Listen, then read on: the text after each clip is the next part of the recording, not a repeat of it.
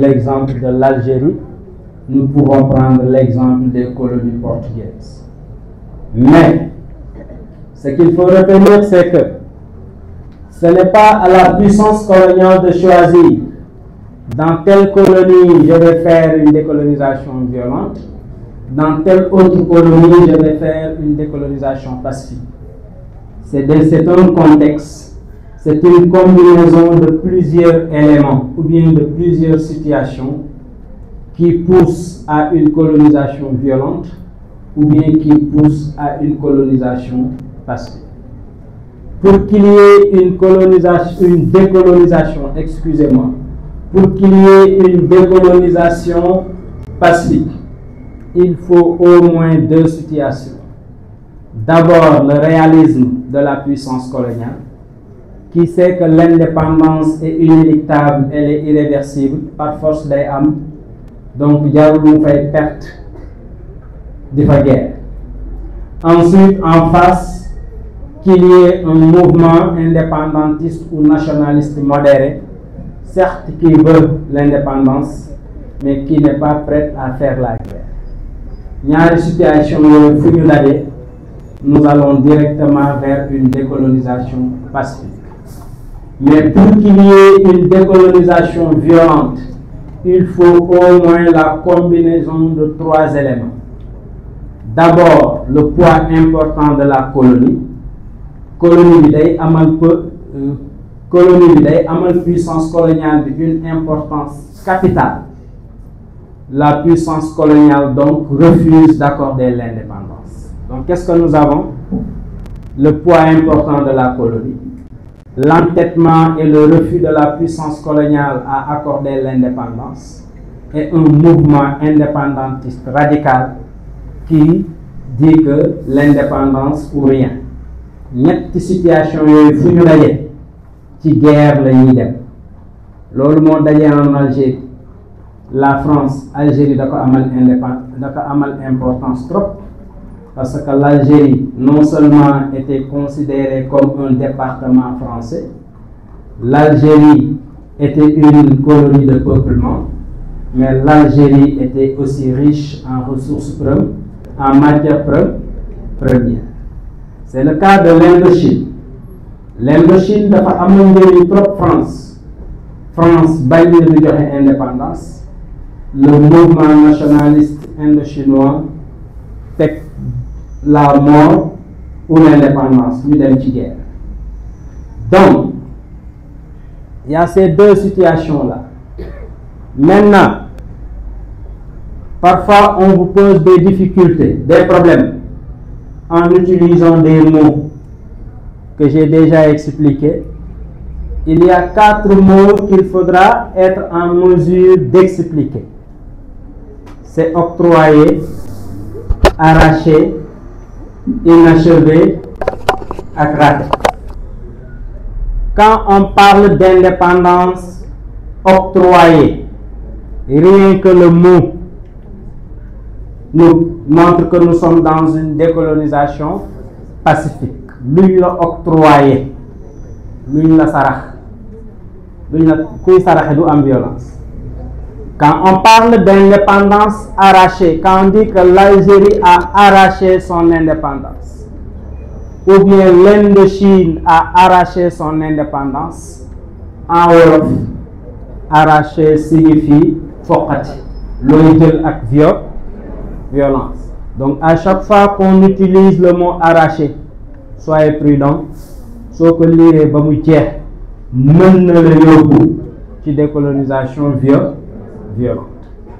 Une décolonisation est dite ratée lorsque l'indépendance est acquise, lorsque après l'indépendance, ou bien l'indépendance est acquise dans la division.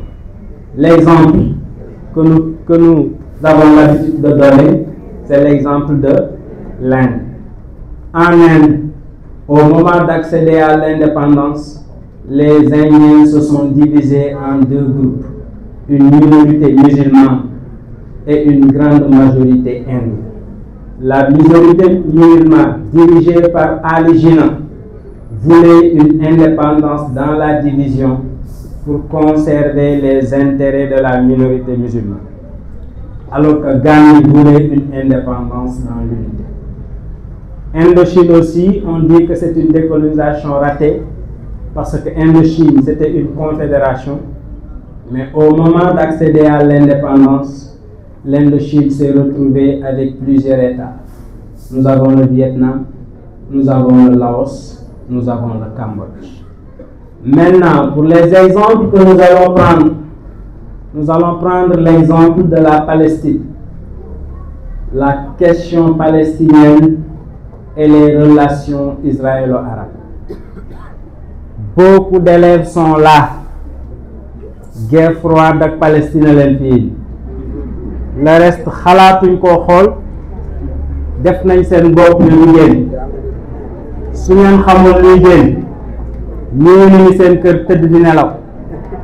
Donc il ne faut pas faire du pari foot ou bien de XBet dans les leçons. Apprenez tout ce que vous pouvez apprendre.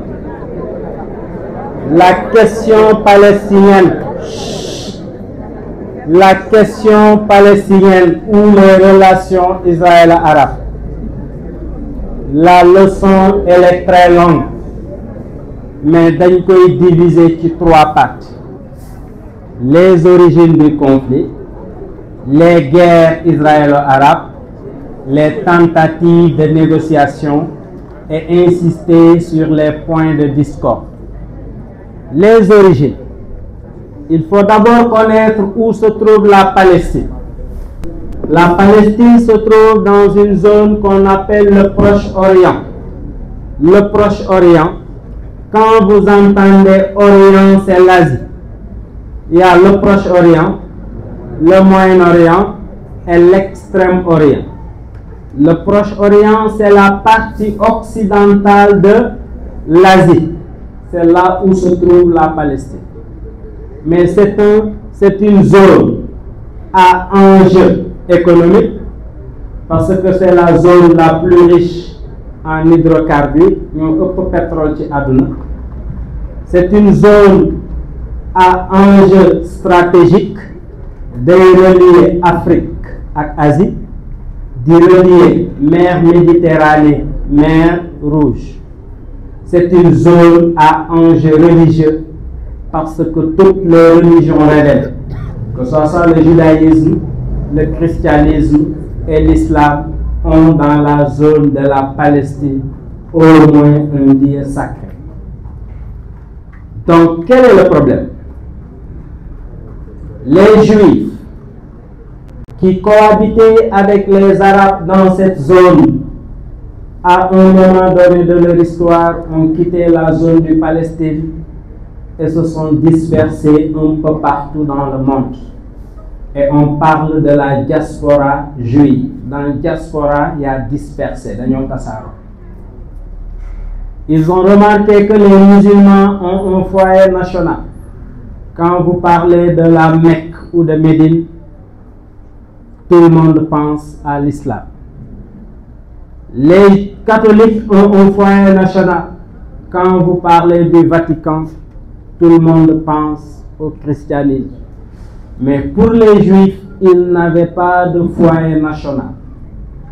En 1897, Theodor Herzl, un journaliste austro-hongrois de confession juive, écrivain, a convoqué la conférence de Bâle. Et lors de cette conférence, il a mis en place, il a fondé ce qu'on appelle le sionisme, un mouvement de retour des Juifs de la diaspora vers la Palestine qu'ils considèrent comme la terre promise. Promise par qui? Ils disent que promise par Dieu. Ça, c'est autre chose. Ensuite, il a écrit un livre, et c'est sur un État juif.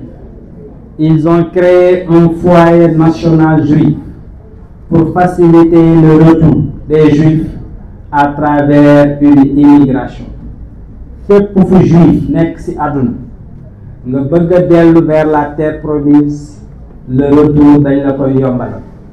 Même si tu n'as pas les moyens, le Fonds national juif dina la permettre nga mën a dellu.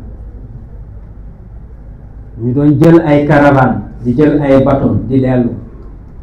Parmi ces bateaux, le bateau le plus célèbre a été même chanté par Bob Marley, c'est Exodus. Dans Exodus, il y a exil. C'est le bateau qu'utilisaient les Juifs en Amérique, les Juifs en Europe, pour retourner vers la Palestine, c'est-à-dire vers Jérusalem. Pourquoi Sion? Parce qu'à Jérusalem, il y a une chaîne de montagnes qui s'appelle Sion. Retour vers Sion, retour vers Jérusalem, loolu moo indi le mouvement sioniste. Je répète, mouvement de retour des Juifs de la diaspora vers la Palestine qu'ils considèrent comme la terre promise. Ça, c'est le premier point d'origine. C'est le premier facteur. Deuxième origine, la déclaration Balfour, novembre 1917. Balfour, c'est le ministre des Affaires étrangères de la Grande-Bretagne, the Foreign Office. moo bind une lettre adressée ko njiiti juif yi nekkoon Grande-Bretagne, promettre ko l'établissement d'un foyer national juif en Palestine après la fin de la Première Guerre mondiale. Mais peut-être ce que beaucoup de professeurs peut-être n'ont pas insisté en classe, la Grande-Bretagne qui a fait la déclaration Balfour, c'est la même Grande-Bretagne qui avait promis aux Arabes l'établissement d'un État panarabe dans la même zone, partant du Nil à l'Euphrate. Benn territoire, Grande-Bretagne dig na ko Arabe yi en 1915-1916, dig na ko Juif yi en 1917 dans la déclaration Balfour. Pourquoi maintenant la Grande-Bretagne? Li ko digoon Arabe yi ñëw 1917 dig ko Juif yi, promettre ko Juif yi. Regardez dans quel contexte nous sommes en 1917. En 1917, nous sommes dans le contexte de la Première Guerre mondiale. Et en 1917, la Russie, secouée par une révolution interne en Russie, la Russie quitte la Seconde Guerre mondiale. Les États-Unis étaient en train d'hésiter. Est-ce qu'ils ont envie de quitter selon la Première Guerre mondiale? Et si les États-Unis quittent, France ak Grande-Bretagne rek ñoo ci des. Et su boobaa Allemagne lay jaar seen kaw. Maintenant, pour maintenir les Américains dans la guerre, pour pousser le milieu financier américain, particulièrement le milieu juif, à continuer à financer la guerre, la Grande-Bretagne a fait la promesse de l'établissement d'un foyer national juif en Palestine. En 1920, lors de la conférence de San Remo, la SDN, Société des Nations, confie la Palestine à la Grande-Bretagne. Au début des années 1930, Hitler arrive au pouvoir en Allemagne, écrit un livre, Mein Kampf, Mon combat en français. Dans ce même programme, Hitler a dit: la race aryenne est la race supérieure de l'humanité et que les Juifs sont les déchets de l'humanité qu'il faudra éliminer, qu'il faudra éradiquer. En d'autres termes, Hitler nee race aryenne mooy la race élue de Dieu, ñoo gën ci àdduna. Juif yi ñooy race bi yées ci àdduna, dañ leen war a éliminer. Durant la Seconde Guerre mondiale, il y a ce qu'on appelle la Shoah ou l'Holocauste. C'est le génocide juif perpétré par le régime d'Hitler. Il les amenait dans les camps de concentration. Il les enterrait vivants. Gas ba mu xóot ñu suul leen te ñuy dund. Il les mettait dans des fouilles crématoires, comme kuy lakk mburu di jël mburu di leen dugal ci di jël juif di leen dugal ci fouille di leen lakk. Il les mettait dans des chambres à gaz, tëj leen ci ne ubbi gaz moom lañ ko dee. Pour la première fois dans l'histoire de l'humanité, on assiste à une tuerie industrielle. Toute l'opinion internationale était sensible aux atrocités et vives des Juifs. Ñu ne nañu fexe sauver Juifs yi jëlee leen ci loxo Hitler génne leen Europe yóbbu leen faneen. Ils ont proposé aux Juifs l'Amérique, les Juifs ont dit non. Ils ont proposé l'Afrique, les Juifs ont dit non. Ils ont proposé l'Asie, les Juifs ont encore refusé. Fallenberg, il répète ce qu'ils avaient dit en 1897. Nous allons retourner vers la terre promise, c'est-à-dire en Palestine. La Grande-Bretagne va faciliter ce retour aux Juifs. Après la fin de la guerre, la situation va devenir compliquée pour la Grande-Bretagne. Ce que Juifs yi du côté gauche, Arabes yi du côté droit, la Grande-Bretagne la Grande-Bretagne a décidé de retourner le dossier palestinien à l'ONU. La SDN m'avait confié le dossier palestinien. Je vais te retourner le dossier. Tu vas essayer de trouver une solution. L'ONU va essayer de trouver une solution, va mettre en place la résolution 181 ou le plan de partage. L'ONU a décidé de partager la zone de Palestine, la région ou bien la Palestine en 3 entités.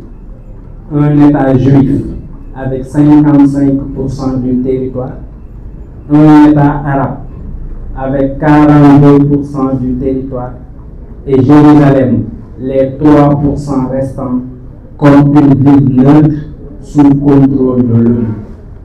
Les Juifs ont accepté cette proposition, les Arabes ont refusé car ils disent que c'est un plan de partage inégal en faveur des Juifs.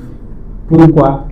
Parce que les Juifs constituent le peuple minoritaire, alors que ce sont les Juifs qu'on a donné la partie la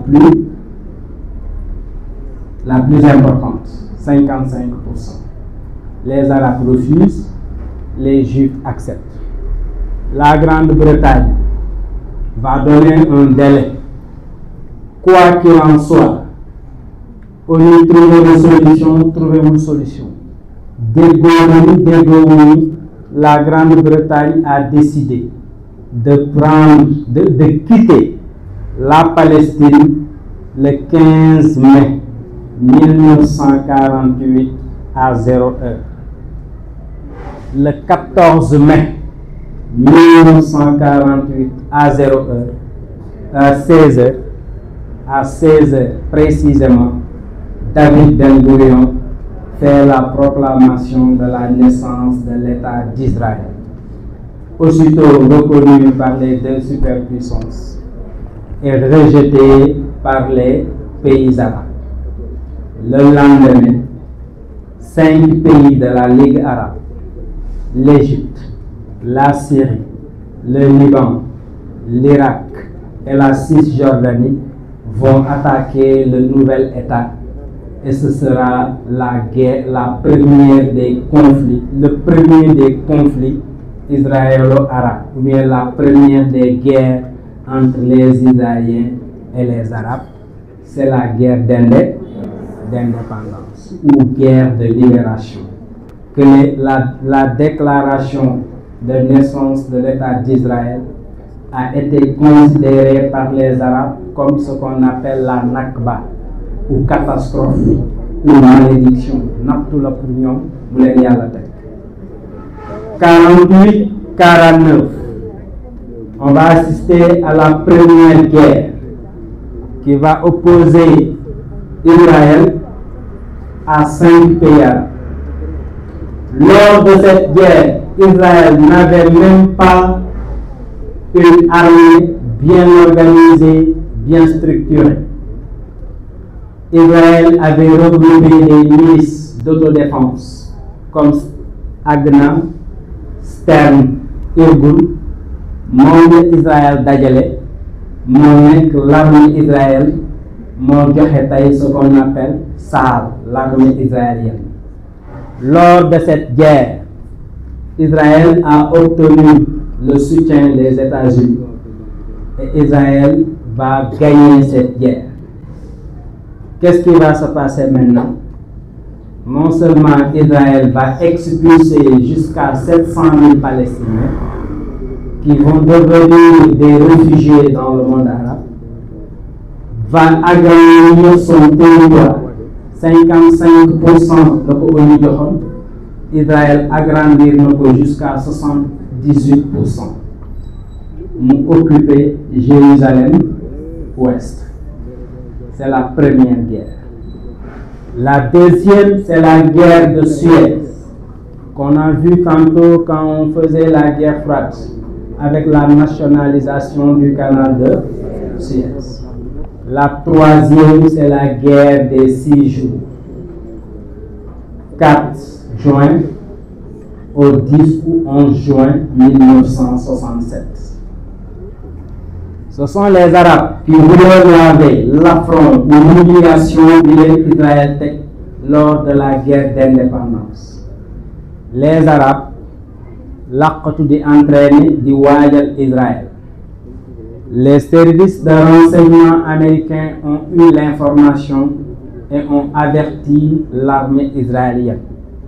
L'Égypte va fermer le golfe d'Aqaba, cette route maritime où passe tout produit qui entre en Israël par bateau, le golfe d'Aqaba. Égypte va bloquer le golfe d'Aqaba. Israël réagit en bombardant les armées arabes au sol. Pendant 6 jours, Israël va infliger aux armées arabes une défaite humiliante. Va récupérer le plateau du Golan libanais, le plateau du Golan syrien, la Cisjordanie, Sinaï égyptien et même Jérusalem-Est. Israël va agrandir donc son territoire, jëlee ko 78%, yóbbu ko 88% de l'ancienne Palestine. L'ONU va sortir une résolution, c'est la résolution 242 qui demande à Israël de restituer les territoires occupés à partir de la guerre des 6 jours, mais aussi qui demande aux Arabes de reconnaître Israël comme un État indépendant. L'autre guerre, c'est la guerre de Kippour, Yom Kippour, en octobre 1973. Kippour, c'est une fête religieuse juive. Les Arabes, cette fois-ci, ont su garder leur secret. Ils ont décidé d'attaquer Israël, mais en secret. Même les services de renseignement américains n'étaient pas au courant. Les Arabes ont attendu que les Israéliens soient en plein préparatif de leur fête, la fête du pardon, pour attaquer Israël. Pour la première fois, Israël a été secoué. Arabie sonal nañu Israël. N'eût été l'intervention des États-Unis, nous ne serions pas là aujourd'hui à apprendre cette leçon, parce que Israël doit exister. Arabie dañ koy dominer. Ce sont les États-Unis qui ne voulaient pas voir Israël disparaître de la carte du monde, parce que Arabie dañ ko naroon séddoo. Égypte jël lii, Jordanie jël lii, Liban jël li ci des, mook Syrie. Les États-Unis vont intervenir, vont soutenir Israël, et Israël ont dit que va gagner cette guerre. Mais pour la première fois, Israël gagne guerre dàqul palestinien, agrandit son territoire.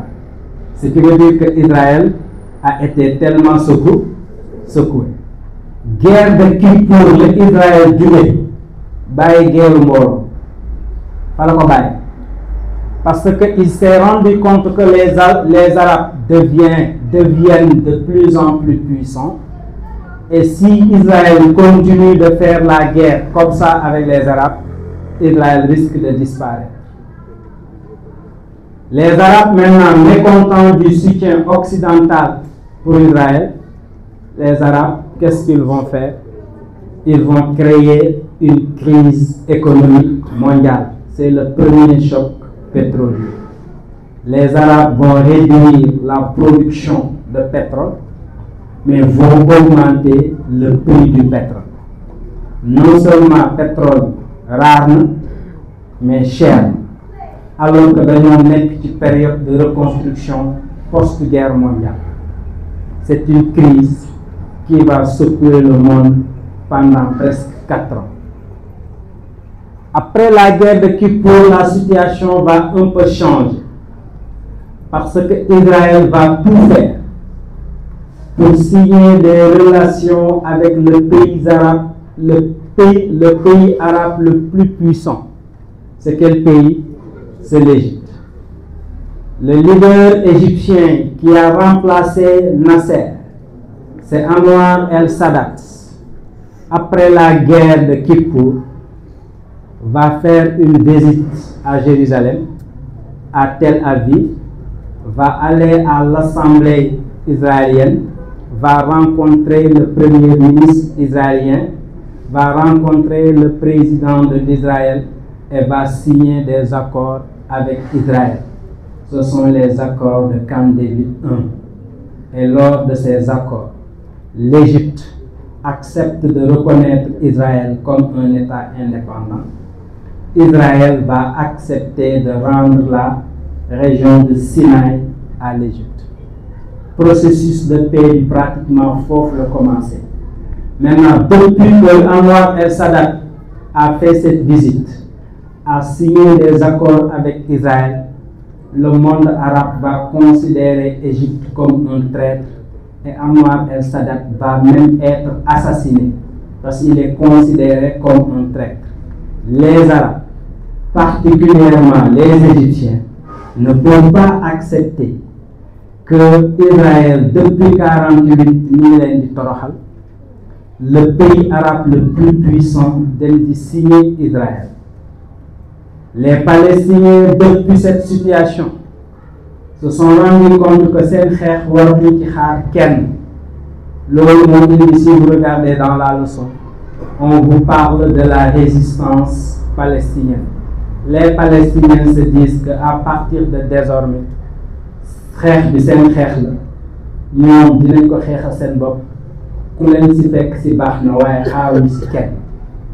ainsi qu'ils avaient déjà créé l'OLP, l'Organisation pour la libération de la Palestine, dirigée par Yasser Arafat depuis 1964, si je ne me trompe, là, il doit créer.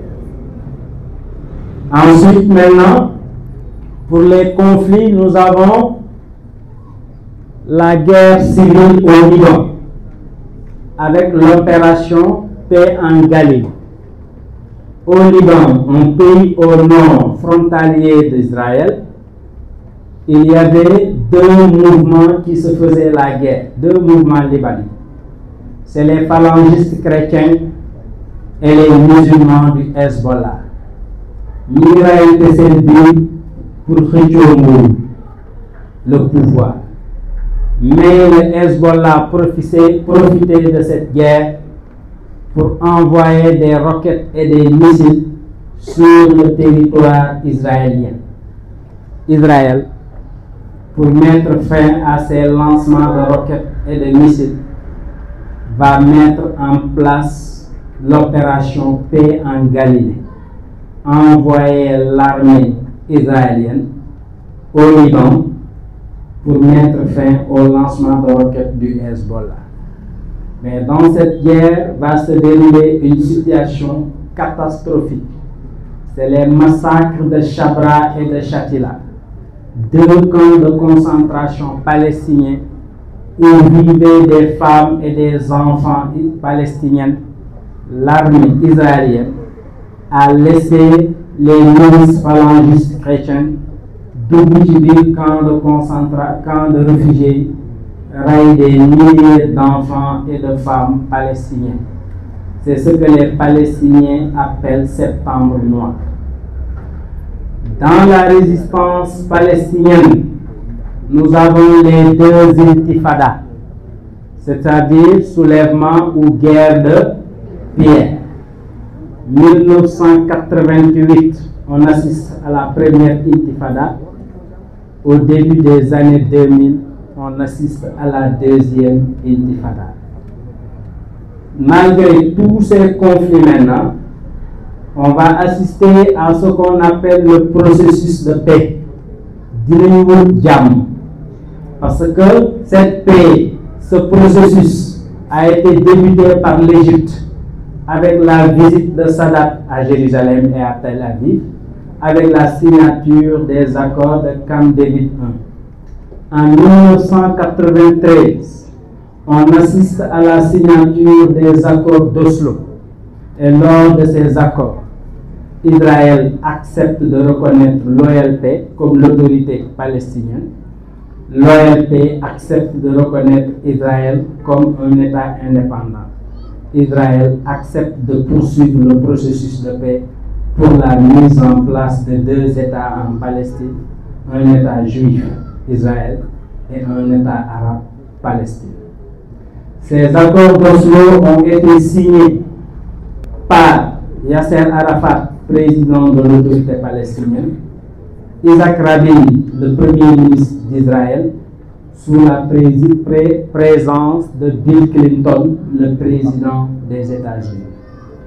Maintenant, les Israéliens, certains extrémistes israéliens qui ne veulent pas de la paix, au retour de Isaac Rabin, quelque temps après, Isaac Rabin, qui avait signé les accords d'Oslo, va être assassiné lors d'un concert organisé pour la paix.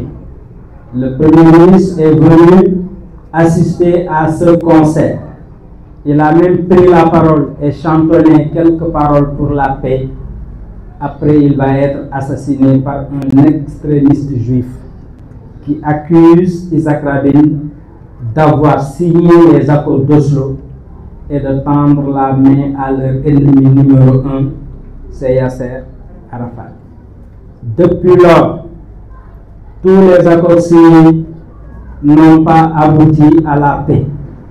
Après les accords de Camp David I, après les accords d'Oslo, il y a les accords de Camp David II, il y a les accords de Minneapolis, il y a les accords d'Annapolis, il y a les accords de Madrid, il y a la feuille de route, il y a le plan de paix de Trump. Mais jusqu'à présent, nous n'assistons pas à la paix. Donc là où il faut insister, c'est quoi? Pourquoi nous sommes diable? Qu'est-ce qui empêche l'établissement de la paix? Il y a 4 points qu'on appelle les points de discorde. À chaque fois qu'ils négocient, arriver sur ces 4 points-là, c'est le blocage total parce que Dieu est égaux. Le premier point, c'est le statut de Jérusalem. Parce que Jérusalem, les observateurs disent que Yàlla su doon wàcc ci kaw suuf, bureau bi ñuy nekk ñu ko fay fekk di ko ziar Jérusalem lay nekk. Parce que Jérusalem, c'est la seule ville au monde où toutes les religions révélées ont au moins un lieu sacré. Le judaïsme a Jérusalem, le temple de Salomon, le mur de lamentation. Les catholiques ou bien les chrétiens ont Jérusalem, ou bien en Palestine, l'église de la Nativité, pauvre Jésus-Christ du dos, c'est l'église de Bethléem. L'église de Saint-Sépulcre, mooy biñ ko tegee ci croix bi ba pare église bañ ko teg mu yéeg dem ci kaw fa la nekk. La Via Dolorosa biñ ko daajee yoon biñ ko jaarale pour daaj ko fa la nekk.